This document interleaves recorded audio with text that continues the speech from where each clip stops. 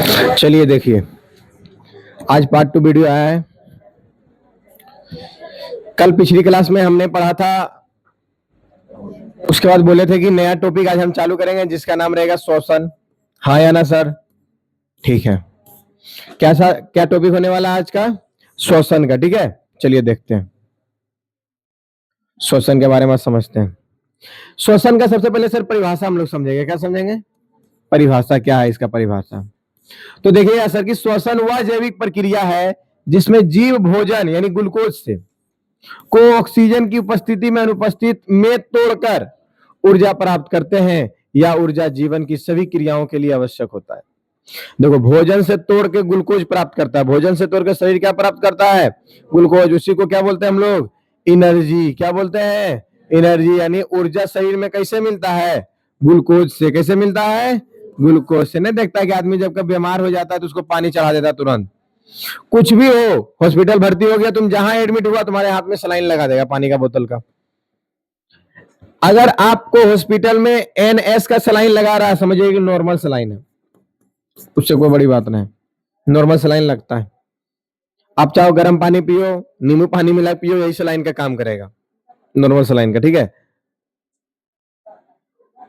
आपका नॉर्मल, अरे यार सॉरी, नॉर्मल सलाइन जो चढ़ता है सर, वो क्या, उसमें क्या होता है? ग्लूकोज होते हैं। क्या होता है? यानी शरीर को ऊर्जा देता है। क्या देता है? ऊर्जा देता है। इसमें लिखा हुआ है श्वसन वह जैविक प्रक्रिया है जिसमें जीव भोजन को ऑक्सीजन की उपस्थिति या अनुपस्थिति में तोड़कर ऊर्जा प्राप्त करता है। क्या प्राप्त करता है? ऊर्जा। या ऊर्जा जीवन के सभी क्रियाओं के लिए आवश्यक है। कोई भी अगर हम कार्य कर रहे हैं, उस कार्य के लिए आवश्यक हमारे लिए क्या चीजें हो जाएगी? ऊर्जा। ऊर्जा ना। ऊर्जा कहां से मिलेगा?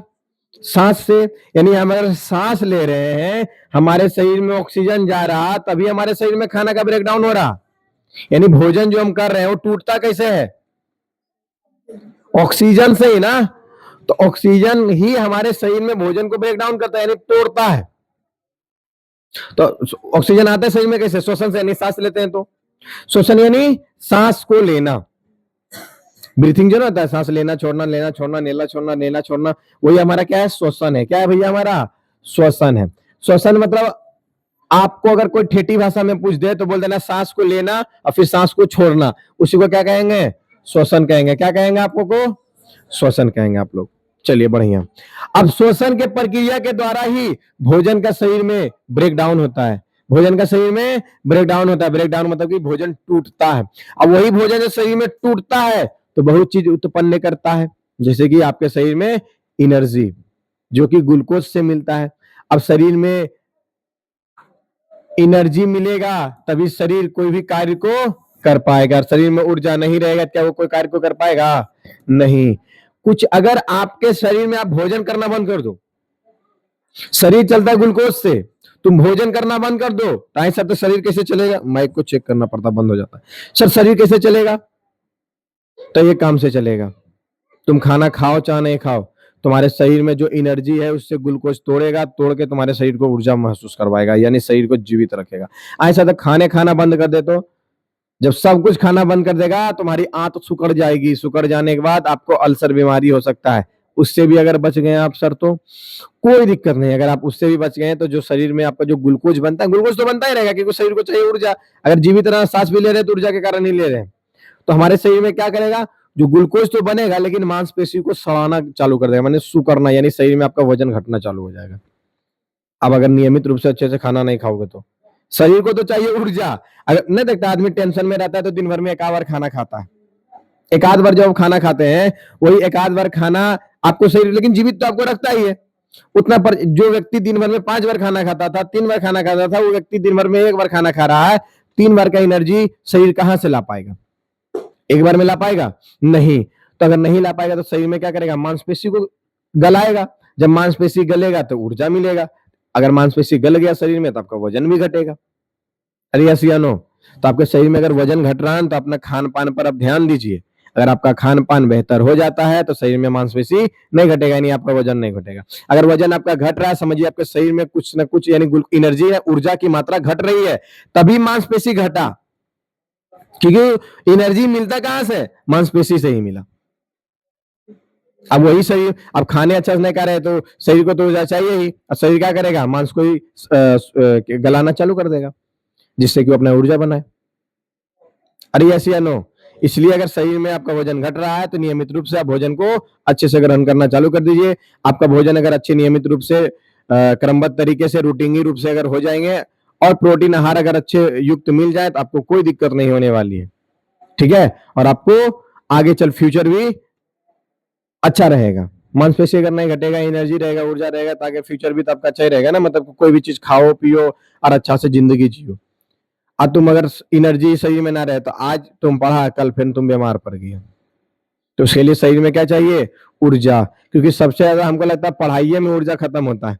हम तुमको बोल रहे हैं, ठीक है, तो ऊर्जा क्या हो रहा है, खत्म हो रहा है। सच बताए तो अभी हमको ना भूख लगा हुआ है, मजाक से हटके बता रहे हैं, हमको ना भूख लग गया, तुम लोग को नहीं लगा होगा। क्यों नहीं लगा भूख?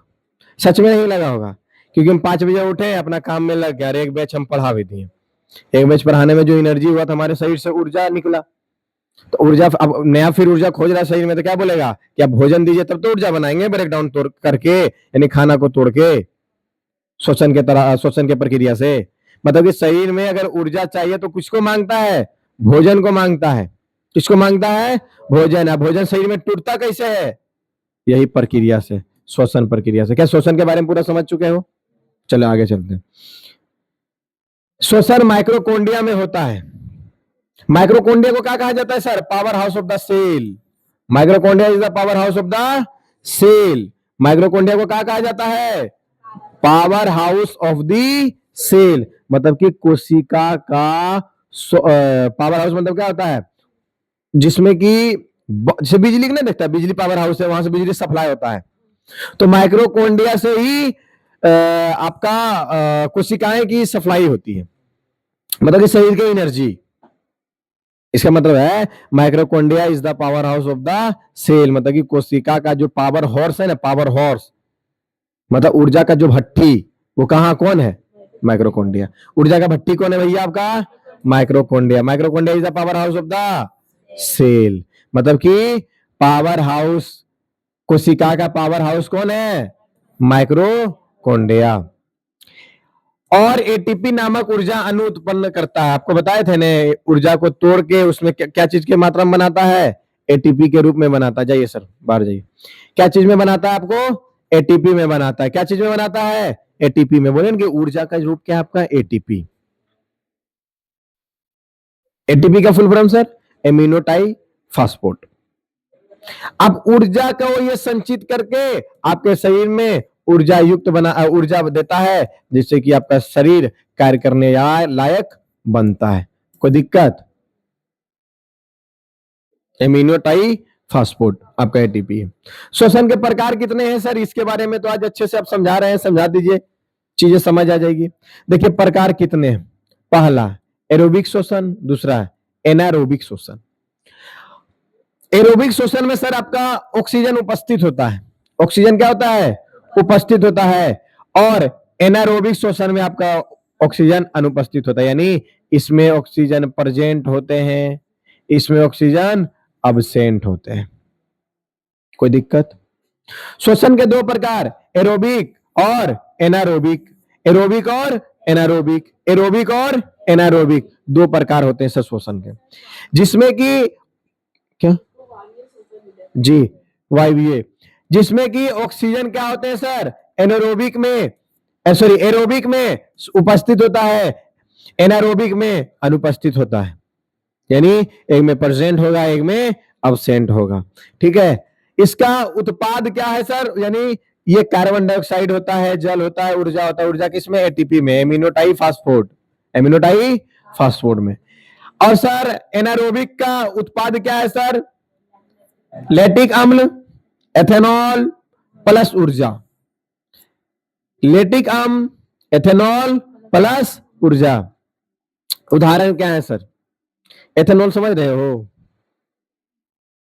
एथेनॉल समझ रहे हो, जो कि अभी कार में लग रहा है बाबू, पेट्रोल में मिक्स करके एथेनॉल को आदमी यूज कर रहा है, जिससे कि माइलेज घट रहा है। क्या घट रहा है, कार का, बाइक का, सबका माइलेज घट गया है एथेनॉल के कारण ही।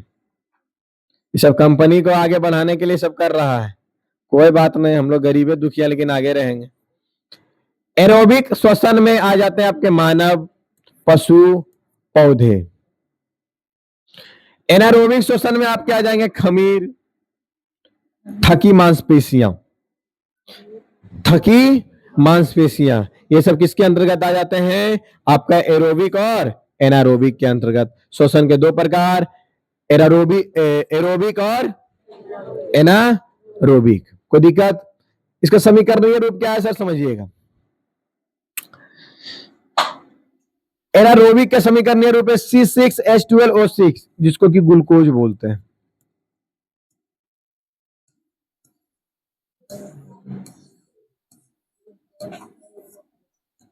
क्या बोलते हैं? ग्लूकोज। आए सर, आप राइट हैंडर हैं, लेफ्ट हैंडर क्यों लिखते हैं? I will try. इससे ना एक चीज आपको, हम एक चीज समझाते हैं, साइंस पढ़ा रहे चीजें बताते हैं। आप कोई भी एक्टिविटी राइट ब्रेन से अगर, जैसे कि अभी हम तुमको समझा रहे हैं ना, तो हमारी आदत है थोड़ा तेज बोलना। मजाक से हट के बता रहे हैं, हमारी आदत क्या है? तेज बोलना। लेकिन तेज भी बोलेंगे तो चीजें इस तरीके से समझा देंगे, अगर कैच करने वाला माइंड होगा ना तो तुम्हारा पूरा दम खतरनाक कैच कर लेगा, मतलब कि समझ जाओगे। कैच करने वाला माइंड, लेकिन सब बच्चा एक समान नहीं होता है, इसीलिए हमने लेफ्ट हैंड का यूज किया। क्योंकि कोई भी चीज अगर हम राइट हैंड से चलेंगे तो हमारा एक तो बोलने का तरीका तेज है, और दूसरा हमारा जो हैंड है वो भी राइट रहेगा, तो राइट कॉम्बिनेशन से तेज ही होंगे। तो लेफ्ट हमारे ब्रेन को ना, हम कोई भी चीज लिखते हैं ना तो इसको लगता है कि गलत लिख देगा, इन्ने उन्ने हो जाएगा, राइटिंग नहीं बैठेगा। तो इसको क्या बोलते हैं? लेफ्ट ब्रेन से इसको हम धीरे धीरे लिखते हैं, ताकि आपके पास जो समय है प्रचुर मात्रा में एक तरफ से लिखते जाए, धीरे धीरे आपको हम बोलते जाए। क्योंकि देखो, अगर हम यहाँ पे लिखते हैं ग्लूकोज, क्या बाबू? ग्लूकोज। ग्लूकोज का फॉर्मूला क्या होता है? C6H12O6। अब इस तरीके से लिखते हैं, देखो ग्लूकोज। ग्लूकोज का फॉर्मूला क्या होता है छोटू? C6H12O6। अर्थात मेरा कहने का उद्देश्य हुआ कि जब तक हम ग्लूकोज को कंप्लीट करते हैं तब तक हम धीरे धीरे आपके फॉर्मूला को भी बता देते हैं। इसलिए लेफ्ट हैंड का कॉम्बिनेशन ब्रेन को ना एक्टिव करता है। क्या करता है? एक्टिव। अगर आप लेफ्ट हैंडर है तो राइट से लिखना चालू कर दो, अगर आप राइट हैंडर है तो लेफ्ट से लिखना चालू कर दो। मतलब कोई भी चीज को प्रैक्टिस करने को, आप अपने माइंड को कॉन्सेंट्रेशन ऑफ हाई लेवल बनाने को। मजाक से हट के बोल रहे, अगर हंसी आ रही है तो चीजें गलत है आपके। रिसर्च में पाया गया है कि अगर आप राइट हैंडर है ना बाबू, तो ब्रेन को एक्टिव करना है। क्योंकि अगर आप राइट से लिख रहे हैं तो आपका लेफ्ट ब्रेन काम कर रहा है, इस साइड वाला। लेफ्ट से लिख रहे हैं तो राइट ब्रेन काम कर रहा है। तो हम नहीं चाहते हमेशा हमारा एक के दिमाग काम करे, एक बार में दो दिमाग काम करे। राइट लेफ्ट, राइट से लिख रहे हैं, लेफ्ट तो हमारा एक्टिव है करता, पूरा रिसोर्स उसी में है। तो राइट से लिखना चालू, लेफ्ट से लिखना चालू कर दिया, राइट भी अपना दिमाग लगाना चालू कर दिया। अगर आपका माइंड जितना थक रहा है, एक ही चीज तो है आपके पास, दिमाग, उसको आप जितना यूज कीजिएगा ना उतना खुलता है। एक चीज पता है क्या? आप अपने माइंड को जिस तरीके से यूज कर रहे हैं उसको यूज करते रहिएगा, वो और एक्टिव हो जाएगा। बोलो सर कैसे? थे धरती पर, समय का पता नहीं था, समय खोज लिए थे धरती पर, देखते थे चांद, लगता वहां कैसे जाएंगे, एक रेस सोच के गए हैं। यहां से लेके चांद की दूरी डायरेक्ट ऐसी नाप दी है। कैसे नापे? गए थे गाड़ी लेके, किलोमीटर की ट्रैकर नहीं होता, ऐसे मान लेते 1 किलोमीटर यहाँ से यहाँ नापना होता है, उसको गाड़ी आता नापे वाला फित्ता से, तब नाप के बताता है कि यहाँ से यहाँ 1 किलोमीटर है। क्या पृथ्वी पर से चांद गए थे नापे फित्ता से? कैसे बता दिए? कैसे बता दिए? तो इससे बता, दिमाग से ना बाबू। तो इसको आप जितना खपाइएगा अच्छा चीज में, ये उतना ज्यादा क्या होगा? एक्टिव होगा। समझ रहे हो ना? तुम कोई भी कार्य करो, इसको जितना खपाओगे ना उतना ज्यादा ही एक्टिव हो जाता है। पता नहीं क्यों। अब पता नहीं क्यों का भी एक मतलब है, आपके शरीर में न्यूरॉन है। न्यूरॉन तो भैया एक्टिव जितना ज्यादा रहेगा तुम उतना ज्यादा दिमाग से तेज रहोगे। न्यूरॉन बनता भी कैसे, ये सब सारी भी चीजें आप लोग को पता है। हालांकि और आगे जाएंगे, जनन न्यूरॉन के बारे में पढ़ाएंगे तो चीजें को और अच्छे से एक्सप्लेन करेंगे। ठीक है बाबू? चलो देखो, C6H12O6 ये किसका है? सॉरी ग्लूकोज का फॉर्मूला। अब उसमें ऑक्सीजन में 6 को जुड़ गया, यानी 6 दूनी 12, फिर 6 कार्बन और 12 ऑक्सीजन, 12 को हाइड्रोजन और 6 को ऑक्सीजन प्लस ऊर्जा मिलके आपका क्या बना देगा? एरोबिक बना देगा। क्या बना देगा? एरोबिक। एनारोबिक यानी खमीर का। ग्लूकोज को करेंगे विखंडित तो क्या होगा बाबू? 2 यानी 2 2 4 कार्बन, 5 गो हाइड्रोजन और 2 गो ऑक्सीजन और फिर 1 गो हाइड्रोजन, यानी 6 गो 5 दूनी 10 से 11 गो हाइड्रोजन।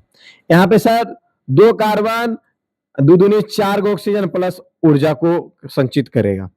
एनारोबिक में यानी मानव के बारे में अगर हम समझाएं, एनारोबिक यानी मानव के बारे में अगर हम समझाएं तो ग्लूकोज का फॉर्मूला आएगा, विघटित करके 6 गो कार्बन बना देगा और 6 दूनी 12 गो हाइड्रोजन बना के 6 गो ऑक्सीजन बना देगा प्लस ऊर्जा को संचित कर देगा। तो आपका क्या बन जाएंगे? एनारोबिक खमीर, एनारोबिक मानव। चलिए आगे बढ़ते हैं, इसके बारे में अच्छे से समझते हैं। श्वसन एक अनिवार्य जैव प्रक्रम है। श्वसन क्या है बाबू? आपका एक अनिवार्य है, जिसको अगर आप नहीं लेते हो, शोषण नहीं करते हो, तो डायरेक्ट 13 दिन में भोज होगा, खाओगे रसगुल्ला। तुम अगर सांस लेना बंद कर दो, 10वां दिन तुम्हारा गोतिया माथा मुड़ा लेगा, 11वां दिन आस पड़ोस गोतिया खाएगा भोज, अब 12वां दिन पूरा गांव खाएगा, समाज खाएगा, रिश्तेदार खाएगा, 13वां दिन पीपर पानी देगा, 14वां दिन आपको भुला देगा। श्वसन नहीं लेने का प्रकार है, समझ लो ना। मतलब सांस लेना बंद, 14 दिन में सिस्टम खत्म। अगर सांस लेना बंद हो गया तो कितना दिन का सिस्टम आपका रहेगा धरती पर? 14 दिन। अरे वही दिन तो खत्म होता है, जैसे सांस लेना खत्म, 24 घंटा के अंदर तो खत्म, हवा में मिल जाओगे। छिजल पावक गगन समीरा, पंच रचत है अधम शरीर है, 5 तत्व में तुम रह जाओगे, 5 तत्व में तुम मिल जाओगे, आग में, पानी में, हवा में, और कौन चीज होता है, गगन में, मिट्टी में, जहां से आया वहीं चल जाए। सॉरी। जिससे कि शरीर को ऊर्जा मिलती है। अगर श्वास ले रहे हैं तो शरीर को क्या मिलती है बाबू? ऊर्जा। इसलिए हमारे शरीर के लिए क्या है? अनिवार्य है। यह प्रक्रिया 2 प्रकार की होती है। क्या प्रक्रिया? यह प्रक्रिया कितने प्रकार की? बताओ, पहला कौन? एरोबिक, दूसरा एनारोबिक, दूसरा पहला, दूसरा। देखो कोई भी चीज हम बोलना चाहो ना, इसको स्पीड में बोलो। पहला सर एरोबिक, दूसरा सर एनारोबिक। एरोबिक कैसे होता है? ऑक्सीजन के साथ। कैसे होता है? एनारोबिक बिना ऑक्सीजन के साथ। अब बिना ऑक्सीजन के साथ होगा ना सर, आपके मांसपेशी में एकदम दर्द हो जाएगा। किसी व्यक्ति का मांसपेशी में पूरा दर्द हो रहा है ना, तो आपके शरीर में ऑक्सीडेशन का कमी हो रहा, बार बार शरीर दर्द दे रहा, बार बार शरीर दर्द दे रहा, तो पक्का डॉक्टर के पास जाओगे ना, चेक करेगा तुम्हारा गैस, बोलेगा गैस का दवा चल रहा है। पहला यही चीज पूछेगा, क्योंकि पेट सफा तो हर रोग दफा। अगर पेट सफा नहीं है तो आपके शरीर में ऑक्सीजन की मात्रा ना प्रचुर मात्रा में फैल नहीं रही। अगर फैल रही है तो O2 नहीं CO2 फैलेगी, और CO2 हमारे लिए हानिकारक है, क्योंकि शरीर का वेस्टेज पार्ट कौन है बाबू? आपका CO2। CO2 बनता कैसे सर? जो तुम खाना खाता है, जो तुम खाना खाता है, वो खाना पेट में बहुत दिन तक रह जाता है ना, तो सड़ जाता है, और सड़ने बाद वही एक बदबू रुमा पैदा करेगा, और वही बदबू रुमा क्या पैदा करता है? Carbon dioxide. यानी एक कार्बन 2 ऑक्सीजन का जो मेल से बनता है, बहुत ज्यादा बदबूआ होता है। मतलब कि वेस्टेज पार्ट शरीर को गलाने, सड़ाने, मारने तक का हो जाता है। जो इंग्लिश दवाई ज्यादा खाता है या फिर कोई लीवर से ज्यादा प्रॉब्लम रखती है, उसको गैस का प्रॉब्लम हमेशा रहेगा। जो मांस वगैरह खाता है, उसको गैस का प्रॉब्लम हमेशा रहेगा। क्यों? क्योंकि मांस जल्दी पचता नहीं। असल बैगन खाओ, गैस का प्रॉब्लम बढ़ जाएगा। एक तुम बैगन खाए ना, 15 से 20 दिन में पचता है उसका बिच्चा बाबू। बैगन का सब्जी खा लिया, तुम सोचो कि कल आके पच गया ना, 20 दिन लगता है खाना पचे में। इसलिए बैगन करता है बातर। किसी भी व्यक्ति को ऑपरेशन वगैरह होता है ना, तो बैगन बोलता है नहीं खाए। आप ऑपरेशन के समय खा सकते हैं, कोई दिक्कत नहीं है। तो आपको क्या खिलाया जाता है पता है? वही चीज खिलाया जाता है कि आप भी खाओ, और 2 से 4 घंटा में वो चीज आपके शरीर में पाचन हो जाए। सबसे अच्छा चीज क्या है? पिसा उसा, मतलब कि आपको जूस पिलाएगा। आपको क्या खिलाएगा?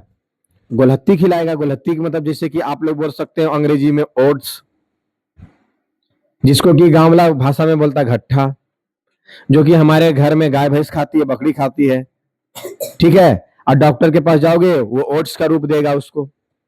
हमारे घर में गैया भैंसिया खाती है उसको।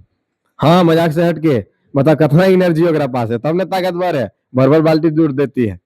हाँ यार, सबके घर में गाय भैंस घट्टा खाती है कि नहीं?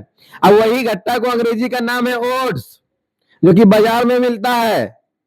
जैसे कि राइस जूस को पिया, राइस जूस सब पिया है। नहीं तो आप अगर राइस जूस नहीं पीते होंगे तो आपका घर में, शहर में ना सब खरीद के पीता है, आपके घर में बकरी गाय पीती है। अरे जिसको बोलते हैं मार, हाँ या ना? अब शहर में ना खरीद के इसको पीता है, 20 रुपए 30 रुपए गिलास चलता है बाबू ये। अब तुम्हारे घर में कौन पीती है? बकरिया पीती है। बताओ, तब ने बकरी का बच्चा ताकतवर रहता है। खाली राइस जूस पी लो ने, दिन भर एकदम टंच रहेगा, जरी मैंने घास चला तो चला, नहीं तो कोई दिक्कत नहीं। तो घर में जो किसान वगैरह है उसके घर में ना जानवर का जो जिस तरीके से पाले हो, जैसे कि चावल बना रहे हो उससे मार निकला तो काहे को उसको फेंकेंगे, बकरी को दे दिए। खेती किए, भूसा हो गया, काहे को फेंकेंगे, वो गाय रख लिए, गाय खिलाए उससे दूध मिल गया। बैल को रखे तो उससे खेत को जोत दिए, है कि नहीं? गाछ फल वगैरह वाला लगा दिए तो अपनों खाएं, बेच दिए, उससे कुछ पैसा हो गया। गाछ बूढ़ा हो गया, गाछ अपने आप मर गया, उसको काट के बेच दिया, लकड़ी का भी पैसा हो गया, है कि नहीं? मतलब कि किसान तौर पे जितनी भी चीजें हमारे लिए सब लाभदायक है कि नहीं? तो राइस जूस के बाद देखो कहां कहां से हो गया था। उससे भी बिना ऑक्सीजन के मांसपेशी क्या होता है? दर्द देता है। बिना ऑक्सीजन के मांसपेशी में क्या होता है? दर्द होता है। आपके जोड़ों में दर्द होगा तो बोल देगा ऑक्सीडेशन का कमी है। जोड़ों में दर्द मतलब ऑक्सीडेशन का कमी। हमें फुलधरी ने आया है पूजा वूजा करे ले, कहीं घूमे में चल गया का? ऊर्जा एटीपी के रूप में संग्रहित होती है। ऊर्जा किसके रूप में संग्रहित होती है? अभी बताए थे सर कि भोजन तोड़ता है, वो क्या बनाता है? ग्लूकोज। ग्लूकोज यानी एटीपी के रूप में। कल ही 3-4 दिन से हम ये चीजें बक रहे थे आपके सामने, बक नहीं मतलब समझा रहे थे। अरे हाँ या ना? चलिए, कोई दिक्कत नहीं, बस ध्यान पूर्वक समझते जाए, चीजें आपके एकदम याद हो जाएगा। अच्छा, अभी अभी तक क्या पढ़े हैं? 2 चीज तो पढ़े हैं, श्वसन, शरीर में ऊर्जा और खाना का तोड़ना, वही प्रक्रिया हमारा श्वसन कहला जाता है। दूसरा प्रकार है 2 सर, पहला एनारोबिक, दूसरा सॉरी पहला एरोबिक, दूसरा एनारोबिक। एरोबिक में कौन कौन आ जाते हैं? जो ऑक्सीजन लेता है। एनारोबिक में जो ऑक्सीजन नहीं लेता है। एनारोबिक में शरीर का मांसपेशी भी हो जाएगा, जब मतलब शरीर के मांसपेशी में जो दर्द होता है ना, एनारोबिक के कारण ही होता है, नॉट फॉर एरोबिक। आप चलते हैं श्वसन की विभिन्न स्थितियां, यानी विस्तृत तुलना के बारे में आप अच्छे से समझेंगे। विभिन्न स्थितियां इसकी क्या है सर? विभिन्न स्थितियां क्या है? पहला स्थिति के बारे में हम समझते हैं कि ऑक्सीजन की उपस्थिति में श्वसन की स्थिति क्या होती है? जब ऑक्सीजन उपस्थित होता है तो मनुष्य में होगा, पौधे में होगा, जानवर में होगा, इससे अधिक ऊर्जा मिलेगा, 38 एटीपी। कितना एटीपी? उत्पन्न पदार्थ क्या होगा इससे? कार्बन डाइऑक्साइड, जल और ऊर्जा। कार्बन डाइऑक्साइड, जल और ऊर्जा। अभी तुरंत बता रहे थे, शरीर का वेस्टेज पार्ट कौन होता है बाबू आपका? कहां से बनता है? कहां से बनता है? CO2 से। जो खाना खाते हैं शरीर में सड़ता है खाना, उसी से बनता है कार्बन डाइऑक्साइड। अरे हाँ या ना? अरे किस में बनता है? मनुष्य में। किस में बनता है? आई मनुष्य जब शरीर से इस चीज को निकालता है तो कौन ग्रहण करता है? कौन ग्रहण करता है? जानवर के शरीर से अगर कार्बन डाइऑक्साइड निकलेगा तो कौन ग्रहण करेगा? पेड़ पौधे। मतलब कि मनुष्य के शरीर से वेस्टेज पार्ट निकलने वाली चीजों को ग्रहण करने वाले का नाम है पेड़ पौधे। और पेड़ पौधे के शरीर से अच्छा पार्ट जिसको बोलते हैं कि पेड़ पौधे के नजर में है वेस्टेज पार्ट। देखो, कुत्ता को दो तुम रोटी खा, बोले ठीक है पेट तो भर रहा है, हड्डी दे दो बाबू, मन भर गया सर। कुत्ता बोलेगा हमारा मन भर गया है। उसी तरीके से पेड़ पौधे को आप कार्बन डाइऑक्साइड दे रहे हो ना, उसका मन भर जाता है। तो बोलता है प्रचुर मात्रा में CO2 हमने पाया। जिस अब उसको लगेगा, हमको लगेगा ना कि हमारे लिए वेस्टेज पार्ट है, कितना बदबूनुमा होता है। पेड़ पौधे के लिए भी ऑक्सीजन उसने लगता है, हम लोग के लिए अच्छा लगता है कि नहीं? अरे जीने का तो आहार है बाबू वही। मतलब कि पेड़ पौधे का वेस्टेज पार्ट हमारे लिए लाभदायक, हमारा वेस्टेज पार्ट पेड़ पौधे के लिए लाभदायक, इसीलिए हमारा जुड़ाव पेड़ पौधे से बहुत ज्यादा है। हमारा जुड़ाव पेड़ पौधे से ज्यादा है। पेड़ पौधे हमरा पर आश्रित है, हम पेड़ पौधे पर आश्रित है। अरे यस या नो? यही बात होगा ना। तो दोनों की आपस में दोस्त हैं, इसलिए दोस्त को नहीं मारना चाहिए, इसलिए पेड़ पौधे काटना सख्त मना है। पेड़ पौधे लगाओ। अगर पेड़ पौधे आप काटते हो तो अगर एक वो काट रहा है तो उसके जगह 5 गो गाछ लगाओ। हाँ या ना? अरे धरती पर आना है हमरा, कोई नेता, कलेक्टर, एसपी, डीएसपी दुनिया में कोई ना है कि तोरा देगा योजना लाएगा तब तुम योजना करेगा। अरे तुम अपने घर को स्वच्छ करो ना। कितने व्यक्ति आपके घर में है? 5 गो, तो 25 गाछ लगाओ पूरा घर के चारों कोना। एक व्यक्ति पूरा जिंदगी में 5 पेड़ लगाओ। अब पूरा भारत में 140 करोड़ आबादी, 140 गुना 5 कर दो, 700 करोड़ गाछ लग जाएगा। 14 × 5 = 70 होता है ना? 700 करोड़ गाछ लग जाएगा बाबू, बताओ। एजे 700 करोड़ गाछ का एक व्यक्ति 5 गाछ नहीं लगा सकता है? ऐसा तो गाछे घट जाएगा। तो आजकल कलमी भी लगता है बाबू, तुम गाछ के काटो खाली गड़ दो, गाछ लग जाता है। जरूरी थोड़ी कि आमे गाछ लगाना है, कटहरो लगाओ, फल वाला जरूरी थोड़ी लगाना है। ऑक्सीजन जो कंज्यूम करे उसको भी लगाओ। बरगद क्या फल देता है? क्यों लगाते हैं? बरगद का लकड़ी क्या उपयोगी भी लाते हैं? घर में पल्ला लगाते हैं बरगद का? नहीं ना बाबू। तो उसको क्यों रखते हैं? क्योंकि बहुत ज्यादा ऑक्सीजन, कितना बड़ा विशाल गाछ होता है, लगभग 250-300 साल 400 साल जीता है वो। तो एक बार लगा दिए 300-400 साल तक एकदम करते रहेगा। इसीलिए गलती से भी बरगद के पेड़ को नहीं काटना, गलती से नहीं। वो हमारे 10 पीढ़ी को, एकदम 8-10 पीढ़ी को हमें देखता है। सब हमरो सांस दिया, हमारे बालो बच्चा सांस देगा, ओकरो बाल बुतरू, ओकरो बाल बुतरू, बाल बुतरू, 8-10 पीढ़ी को देगा सांस। तो हमारे लिए कितना लाभदायक है वो। तो लगाना है तो वो बरगद का गाछ लगा देना, ठीक है? बहुत अच्छा होता है ये सब चीज, बहुत आगे जाएगा। भविष्य मतलब कि फ्यूचर जो है ना, आगे चल के जो हमारा डलनेस दिख रहा है वो ब्राइटनेस दिखने लगेगा आगे। अभी अभी देख रहे ना कितना गर्मी करता है, बताओ ना। आगे वाला कितना साल में कितना गर्मी और करेगा बाबू, बताओ तुम।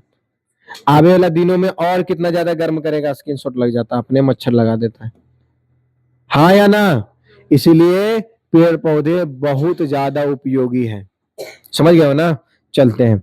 रासायनिक अभिक्रिया इसकी क्या है? वो तो थी, ग्लूकोज के साथ 6 गो 6O2 अभिक्रिया करके बनाएगा 6CO2 + 6H2O प्लस ऊर्जा। ये किसका है सर? आपका एरोबिक का है। किसका है? एरोबिक। ऑक्सीजन का जो अभाव है एनारोबिक में, मानव की थकी हुई मांसपेशियां, बोले मानव की थकी हुई मांसपेशियां होगी, मतलब जोड़ों का दर्द। इसमें एटीपी ना कम होता है ऊर्जा के महसूस में, मतलब 2। लेटिक अम्ल ऊर्जा में होता है, लेटिक अम्ल प्लस ऊर्जा होता है। ग्लूकोज अभिक्रिया करके बनाएगा 2C3H6O3 प्लस ऊर्जा। इसको तो आपको याद करने वाला चीज है।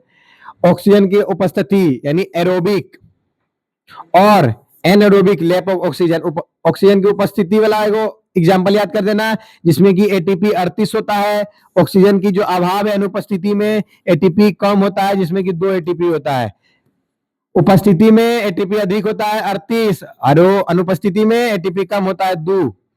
कार्बन डाइऑक्साइड जल प्लस ऊर्जा मिलकर बनाएगा ऑक्सीजन की उपस्थिति, लेटिक अम्ल और ऊर्जा मिलकर बनाएगा ऑक्सीजन की अभाव, ठीक है? इसका जो एग्जाम्पल ये है और इसका एग्जाम्पल ये है, आप इसको देख सकते हो अच्छे तरीके से। कोई दिक्कत किसी को क्या?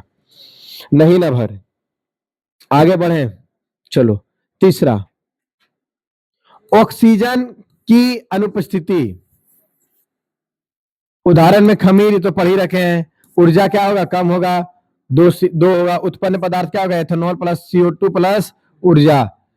रासायनिक अभिक्रिया क्या होगा? Glucose plus 2C2H5OH plus 2CO2 plus ऊर्जा। ये सब सारी चीजें हमने बता रखा है। एटीपी सर और एडीपी की क्या है? हालांकि औकात से बाहर है, बिहार बोर्ड ये सब पूछता नहीं है, क्योंकि बिहार बोर्ड का इतना औकात नहीं। लेकिन हम आपको कॉन्सेप्ट समझाने, क्योंकि हम पढ़ा रहे हैं। हम जो चीज आपको पढ़ाते हैं इसका मतलब थोड़ा कि जो एग्जाम में पूछेगा वही पढ़ाएंगे, जो पूछेगा उसको भी पढ़ाएंगे। उसके साथ जो अटैच कॉन्सेप्ट है, जो कि आपके लाइफ को उजागर करे। एग्जाम क्लियर कराना हमारा उद्देश्य नहीं है आपका, आपको शिक्षा देना और उसके बारे में पूरा कॉन्सेप्ट समझा देना, यही हमारा उद्देश्य है।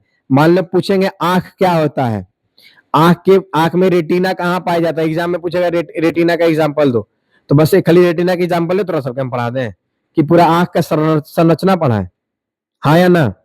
ठीक, वही चीज हो जाती है। तो इसलिए हम जितने भी पढ़ाएंगे, आप हमसे पढ़ने आए तो हमारा कर्तव्य क्या है? आपको हम पूरा पढ़ाएं। एडिनोसाइन ट्राइफॉस्फेट एटीपी है ना, यही चीज बता रहे थे ना आपको हम सर। एडिनोसाइन ट्राइफॉस्फेट एटीपी का ये फुल फॉर्म है। और एडीपी का फुल फॉर्म है sir adenosine diphosphate, adenosine diphosphate. ATP क्या है? एक उच्च ऊर्जा युक्त अणु है जिसे कोशिकाएं अपनी सभी जैव क्रियाओं में ऊर्जा के स्रोत में रूप उपयोग करती है, या 3 फास्फेट समूहों से जुड़ा होता है। ये कितने फास्फेट समूहों से जुड़ा होता है सर? 3। एटीपी के बारे में तो पूरा अच्छे से एक्सप्लेन कर रखे हैं हम कि ऊर्जा को संचित करने वाले को क्या बोलेंगे? एटीपी। ठीक है। एटीपी का निम्न ऊर्जा रूप है जिसमें कि केवल 2 फास्फेट समूह होते हैं। जब एटीपी एक फास्फेट समूह को अलग करता है तब वह ऊर्जा छोड़ देता है और एडीपी में बदल जाता है। ऊर्जा के कितने फास्फेट समूह है सर? कितने? केवल 2 फास्फेट समूह है। यहाँ पे तो लिखा है 3 फास्फेट समूह से जुड़ा होता है, लेकिन मुख्य इसका रूप कितना है सर आपका? 2 है। और 2 को जब एक साथ छोड़ देता है ना, तो एटीपी को आगे बढ़ाने के लिए उसके सहायता में एटीपी क्या चीज में बदल जाता है? एडीपी, मतलब कि एडिनोसाइन ट्राइफॉस्फेट बदल के हो जाता है एडिनोसाइन डाइफॉस्फेट। डाई में होता है 2, डाई में होता है क्या? 2। ट्री में होता है 3, ट्री में क्या होता है? 3। मतलब कि सर एटीपी यानी एडिनोसाइन ट्राइफॉस्फेट, मतलब कि 3 फास्फेट समूहों से बनने वाले को क्या बोलेंगे? एटीपी। एडीपी एडिनोसाइन डाइफॉस्फेट, मतलब कि सर 2 फास्फेट समूहों से जुड़े हुए अगर रहेगा तो उसको हम क्या बोलेंगे? Adenosine diphosphate. एटीपी मतलब समझो, एडिनोसाइन ट्राइफॉस्फेट मतलब कि ट्राई में 3, मतलब कि 3 फास्फेट के समूहों से बनने वाले को हम एटीपी बोलेंगे और 2 फास्फेट समूहों से बनने वाले को हम एडीपी बोलेंगे। एटीपी मतलब एडिनोसाइन ट्राइफॉस्फेट, ट्राई मतलब होता है 3, एडीपी एडिनोसाइन डाइफॉस्फेट यानी होता है 2, ट्राई मतलब 3 फास्फेट के समूहों से बनेगा तो एटीपी हो जाएगा, 2 फास्फेट के समूहों से बनेगा तो एडीपी हो जाएगा। कोई दिक्कत है यहां तक? नहीं, आगे समझिएगा। एटीपी को अक्सर कोशिकाओं की ऊर्जा मृदा यानी कोशिकाओं की ऊर्जा मृदा का कहा जाता है, क्योंकि यह सभी जैविक कार्यों के लिए त्वरित ऊर्जा प्रदान करती है। जैविक कार्यों के लिए क्या ये ऊर्जा प्रदान करती है? त्वरित मतलब कि तुरंत ऊर्जा प्रदान करती। कौन? एटीपी। कौन? एटीपी। आप देखो एटीपी और एडीपी में परिवर्तन क्या होता है भैया, समझिएगा। एटीपी अगर एडीपी में परिवर्तन होगा तो एडीपी प्लस पीआई मिलके और ऊर्जा मिलके आपको क्या बना देगा? एटीपी बना देगा। मतलब कि जब ऊर्जा की आवश्यकता होती है तो एटीपी किस में बदल जाता है? एडीपी और पीआई प्लस ऊर्जा के संचित रूप में बन जाता है। तीनों को मेल कर दोगे तो आपका एटीपी का फुल फॉर्म एटीपी का रूप लेगा। समझिए आप, मतलब कि एटीपी मतलब कि आप एक चीज पहले समझो सर, एटीपी हो जाता है ट्राइफॉस्फेट, एडीपी हो जाता है डाइफॉस्फेट, अब 3 से मिलके बन गया, ऊर्जा को संचित कर देगा, मतलब एटीपी का निर्माण कर देगा। किसका निर्माण? एटीपी का। 2 को मिलके बन गया, किसका निर्माण कर देगा? एडीपी का निर्माण कर देगा। आप देखो कि सर एटीपी का रूप क्या है कि एडीपी और पीआई प्लस ऊर्जा यानी ट्रिपलेट जो है आपका, त्रिफास्फेट जो है, जब ऊर्जा का संचित की जाती है ना, मतलब कि जैसे कि जब शरीर में श्वसन होता है ना, तब एडीपी का ये रूप होता है। कौन सा रूप? एडीपी यानी क्या बोले थे? हाँ, एमिनो बोलते हैं। Adenosine diphosphate plus Pi plus ऊर्जा मिलके एटीपी का रूप बना देगा जब शरीर में संचित होगा ऊर्जा। किसके रूप में सर? श्वसन के रूप में। किसके रूप में?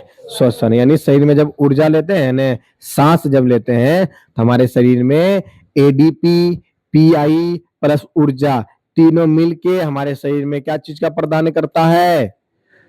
ऊर्जा का। क्या चीज? एटीपी का, एमिनो साइन ट्राई फास्फेट का। और ये किस प्रक्रिया के द्वारा होता है? श्वसन। किस प्रक्रिया के द्वारा होता है? श्वसन। अच्छा, अंतर पूछ देगा, अगर पूछेगा होगा तो पूछेगा, ना तो नहीं है पूछेगा, लेकिन अब देख लो, अगर एटीपी और एडीपी में अंतर पूछ दे, एटीपी और एडीपी में अगर अंतर पूछ दे तो समझिए क्या होगा। एटीपी का फुल फॉर्म होता है एडिनोसाइन ट्राइफॉस्फेट और एडीपी का क्या होता है? Adenosine diphosphate. एक अंतर यहां पे हो गया। दूसरा, ये ट्रीफॉस्फेट होते हैं और ये डाइफॉस्फेट होते हैं, यानी दो। इसमें अधिक होता है जिसको कि 28 होता है एटीपी, इसमें क्या कम होता है जो कि सॉरी सॉरी 38 होता है ना, सॉरी सॉरी सॉरी 38 होता है। इसमें कम होता है, कितना होता है? ये ऊर्जा प्रदान करता है, ऊर्जा प्राप्त करके एटीपी बनाता है। एटीपी क्या करता है? ऊर्जा प्राप्त करता है, प्रदान करता है। और एडीपी क्या करता है? ऊर्जा प्राप्त करके एटीपी बनाता है। ऊर्जा प्राप्त करके क्या बनाता है? एटीपी। अब इसको समझो सर, अगर पूछ दिया कि एटीपी और एडीपी में अगर फुल अंतर पूछे तो क्या बताओगे? पहला, एटीपी का पूरा नाम amino sine sorry adenosine triphosphate. ADP का पूरा नाम एडिनो साइन डाई फास्फोट। ये सर इसमें 3 फास्फोट होते हैं सर, एडीपी में 2 फास्फोट होते हैं। एटीपी अधिक होता है, एडीपी कम होता है। एटीपी ऊर्जा संचित करता है, बनाता है, और एडीपी एटीपी को मतलब ऊर्जा को संचित करके एटीपी बना देता है। क्या हम अभी आपके सामने अच्छे तरीके से बोल पाए हैं? कोई रटे हैं क्या? जो चीज पहले पढ़ाए वही चीज है। माइंड में एक चीज क्या बताएं, पहला क्या है? उसका पूरा नाम एडिनोसाइन ट्राइफॉस्फेट एटीपी का, और एडीपी में एडिनोसाइन डाइफॉस्फेट। अब ट्राई किए थे ना यार, यहाँ पे डाई किए, तो जहां टी आ रहा है ट्राई, ट्राई में बताए 3, तो सर इसमें 3 फास्फेट होता है, ये लिख दिए। और उसके नीचे सर इसमें 2 फास्फेट होता है। इतना हो गया सर। इसका मान अधिकतम होता है, अधिक होता है कितना? 38 एटीपी। सर इसका मान कम होता है कितना? 2 होता है। सर ये ना ऊर्जा को मतलब एटीपी ना ऊर्जा करता है ना, शुरू से बोलते आ रहे हैं, ऊर्जा प्रदान करता है कौन? एटीपी। आई सर एडीपी ऊर्जा प्रदान करके एटीपी को बना देता है। यही आपका हो गया क्या? 2 नंबर। 2 नंबर में कम से कम 3-4 को लिख देना। क्या यहां तक चीजें आपको समझ आई है? कोई दिक्कत है यहां तक? आगे बढ़े, चलो देखो। आप चलते हैं मानव फेफड़ा के बारे में। किसके बारे में? मानव फेफड़ा। देखो मानव का फेफड़ा क्या, अरे जिस लेवल का पढ़ा देंगे उस लेवल भी आरओ बोर्ड ने पूछेगा, हम इतने बोलते हैं, इसलिए पूरा डिटेल में पढ़ाते हैं। कहां कहां से पूछेगा? कहां से?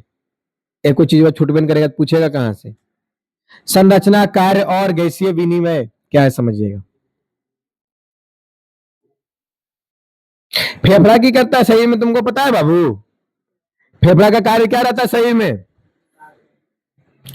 फेफड़ा को इंग्लिश में क्या बोलते हैं? लंग्स बोलते हैं ना। सांस को लेना छोड़ना, है ना, ब्रीथिंग।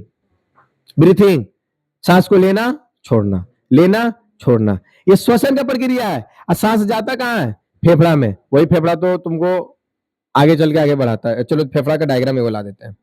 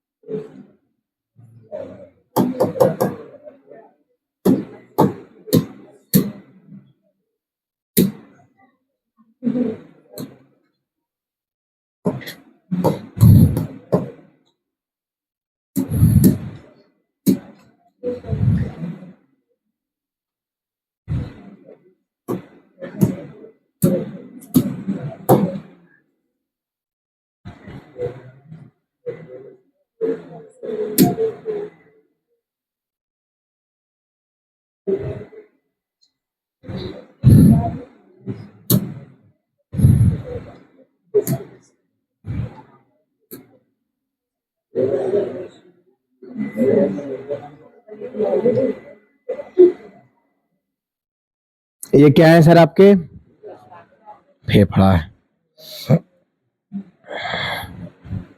इसको पहले बड़ा कर देते, फिर उसके बाद एक साइड में इसको अच्छे से कर देंगे। ये फेफड़ा फेफड़ा है। आप अगर सांस लेते हैं ना सर, सांस लेते हैं ना, सांस यहां से आता है, इसको पहले फुलाता है। क्या करता है? इसको फुलाता है, यानी ब्रीथिंग करता है, ब्रीथिंग। अब जब ये सुकुड़ता है ना, तो आपके शरीर में सांस को छोड़ देता है। जब आपको सांस लेते हैं शरीर में, तो ये होता है छाती आपका फूल जाता है। फूलना मतलब कि आपके शरीर में ना ब्रीथिंग हो रहा, मतलब कि फेफड़ा ना फूलता है। जब जानवर वगैरह करता है तब देखे होंगे, या फिर कोई एक वीडियो में आप देखे होंगे, डॉक्टर लेके फेफड़ा फूकता है, तो जो फेफड़ा पूरा सूखा रहता है, पूरा फैल जाता है। फैलने के बाद ना इसी तरीके से स्वरूप लेता है। कोई दिक्कत किसी को नहीं।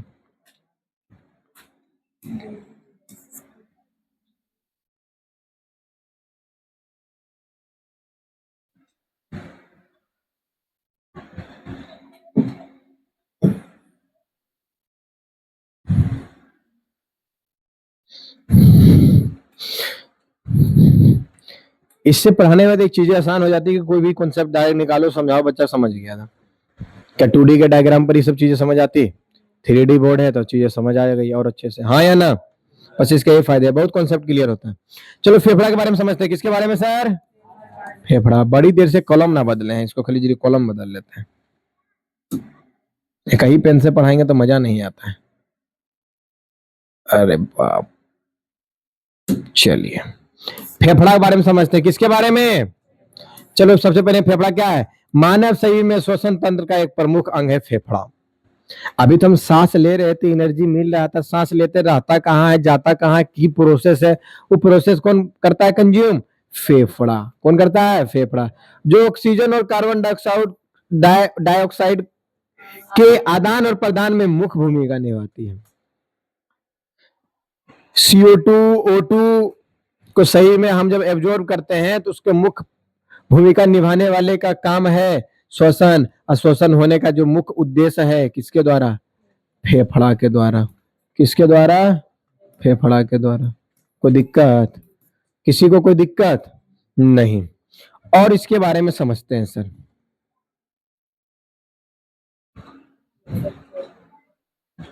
ये हम लाए हैं या फिर पहले से था? लाए हैं ना, अच्छा ठीक। संरचना में है ना, यहाँ पे देखो भगवान के द्वारा कितना अच्छा उद्देश्य है। हम यहाँ पे लाने के लिए सोचे थोड़ा ना, लेकिन यहाँ पे आल है, यहीं पे संरचना है। संरचना मतलब होता है डायग्राम। इसका देखो डायग्राम लंग्स का यहीं पे स्ट्रक्चर। ठीक है चलो, क्या कर रहा बाबू? क्या शिवम यार, देखना इधर, समझेगा ना तो फिर तो कहाँ का रहेगा तुम। एक स्वस्थ व्यक्ति के फेफड़े लगभग 600 मिलियन एलिवियोली मतलब एल्वोली से मिलकर बने होते हैं, जो गैसीय विनिमय को अत्यंत प्रभावशाली बनाते हैं। 600 मिलियन एल्वोली से मिलकर ये बने होते हैं, जो कि गैसीय विनिमय को क्या करते हैं? अत्यंत प्रभावशाली बनाते हैं। मतलब इसके अंदर ना बहुत ऐसा स्ट्रक्चर होता है जो कि हर एक चीज को प्रभावित करता है। देखो यहाँ पे जो छिद्र छिद्र तरीके से नस जो फैला हुआ ना सर, ये ऑक्सीजन को कंज्यूम करके ना फिल्टर करता है। ये क्या है? फिल्टर। शरीर में जो हम ऑक्सीजन लेते हैं उसको फिल्टर कौन करता है? फेफड़ा। कौन करता है? कौन करता है? जी सर, फेफड़ा करता है। चलो माइक ठीक है। अब इसकी संरचना के बारे में समझते हैं। मानव के 2 फेफड़े होते हैं। मानव के कितने फेफड़े?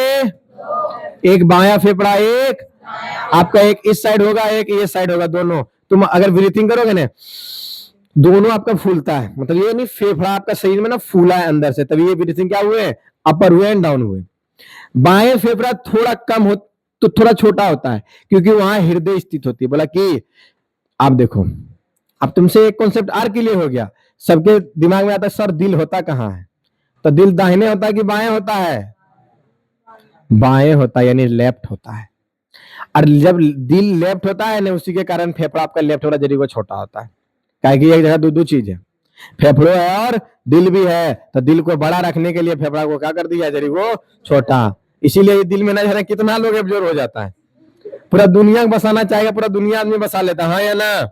इसलिए जरी दिल को बड़ा बनाने के चक्कर में भगवान ने फेफड़ा के बाएं पक्ष को क्या किया? जरी को छोटा बना दिया। क्या किया? जरी को छोटा बना दिया, क्योंकि वहां क्या स्थित है? हृदय, जिसका बीमारी हर एक लोग को हो जाता है, हाँ या ना? बिल्कुल हाँ सर, इसको एकदम करेक्ट कीजिए। यही बीमारी से बचने के लिए भगवान को बोलते हैं कि जरी उसको छोटा कीजिए और इसको जरी बड़ा कर दीजिए। आदमी लंबा सांस लेगा तो माइंड जरी फ्रेश हो रहेगा। नहीं बोलता अगर आप टेंशन में हैं तो लंबा ब्रीथिंग करो, पूरा लंबा सांस लो, लंबा सांस लो, लंबा सांस लो। आपका ना माइंड से ना टेंशन थोड़ा खत्म हो जाता है। हाँ, ना तो कि कहीं वो तुम थक गया, मतलब थकान को तुरंत क्लियर करने के लिए ना स्पीड में, मतलब कि पूरा लंबी सांस लेके छोड़ना होता है, तो शरीर का जो थकान होता है ना रिलैक्स हो जाता है। नींद नहीं आ रहा, 5 बार लंबा सांस लो, नींद आना चालू हो जाएगा, आलस आ जाता है। समझ रहे हो ना? तो भगवान को क्या करना चाहिए था? जरी वो फेफड़ा बाएं वाला जरी बड़ा बनाना चाहिए था। काहे? हृदय को छोटा करो, नहीं तो हृदय की बीमारी हर एक लोग को हो जाता है। हृदय मतलब कि दिल, हृदय मतलब दिल का बीमारी सबको होता है कि ना?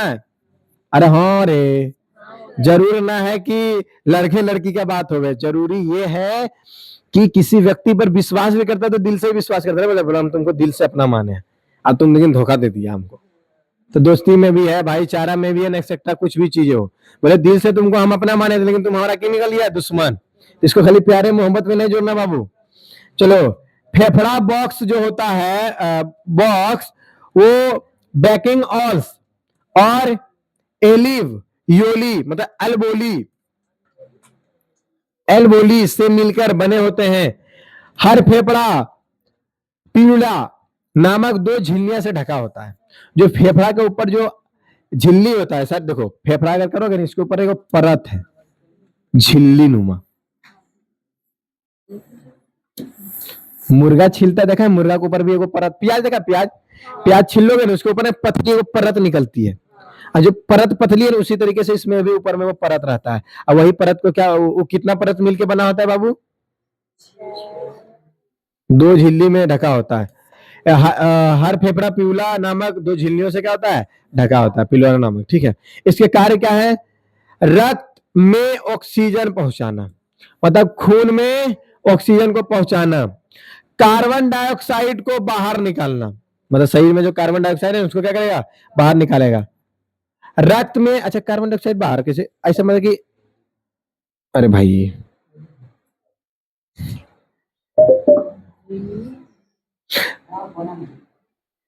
अरे भाई क्यों के बैठ रहे हो? कार्बन डाइऑक्साइड को सही से क्या निकालता है? बाहर निकालता है। मच्छर परेशान करके धर देता है, बाहर निकालता है। अक्सर हवा के साथ हम तो मीथेन भी लेते हैं, इथेन भी लेते हैं, प्रोपेन भी लेते हैं, ऑक्सीजन भी जहां रहेंगे जैसा चीज आएगा नाक में क्या बोलेंगे? रे ऑक्सीजन खाली तो ही आओ, कार्बन डाइऑक्साइड नहीं आएगा। अगर नहीं आएगा तो हमारे पास स्मेल कैसे आता है?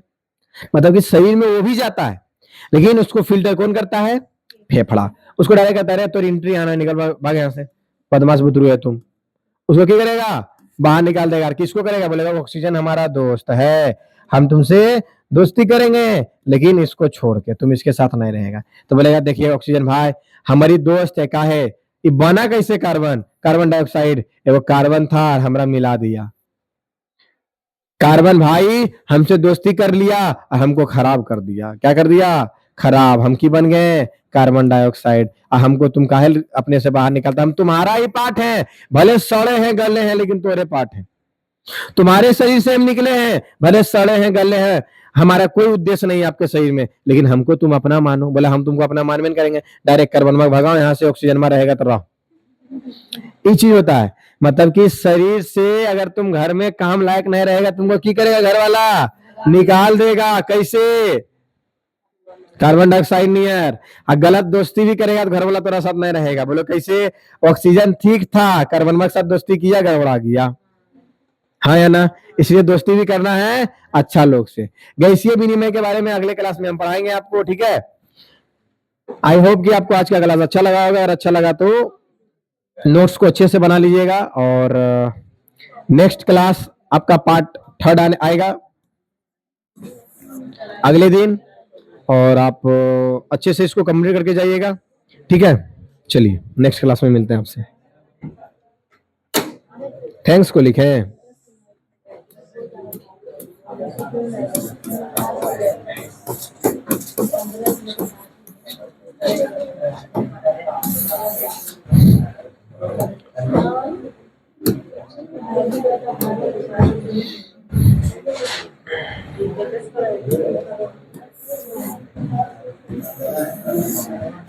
चलिए